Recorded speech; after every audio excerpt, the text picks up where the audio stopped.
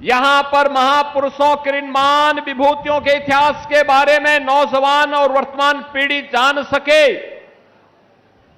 इस दृष्टि से इन 3 प्रतिमाओं की अत्यंत महत्वपूर्ण भूमिका है।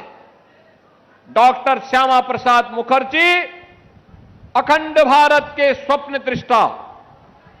याद करिए, जब अंग्रेजों ने बंगाल को, पूरे बंगाल को पाकिस्तान में देने की साजिश रची, तो बहनों और भाइयों, उसके खिलाफ जो आवाज मुखर हुई थी, वह आवाज कोई और नहीं थी, यही आवाज थी जिनकी प्रतिमा का अनावरण आज यहां पर हो रहा है। डॉक्टर श्यामा प्रसाद मुखर्जी ने उस समय शंखनाद किया था और बंगाल को, पूरे बंगाल को हम पाकिस्तान का हिस्सा नहीं बनने देंगे।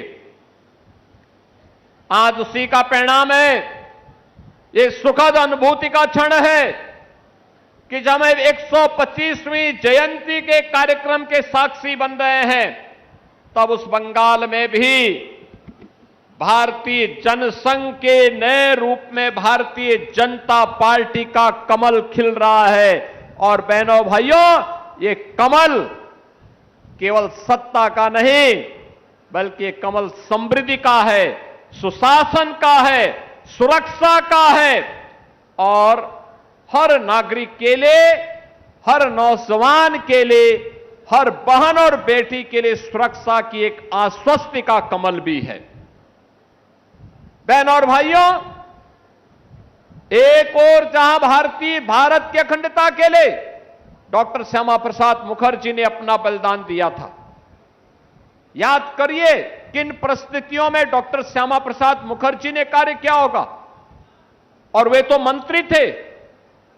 स्वतंत्र भारत में जो पहला कैबिनेट बना था, वह सभी दलों के नेताओं को मिलकर के बनाया गया था।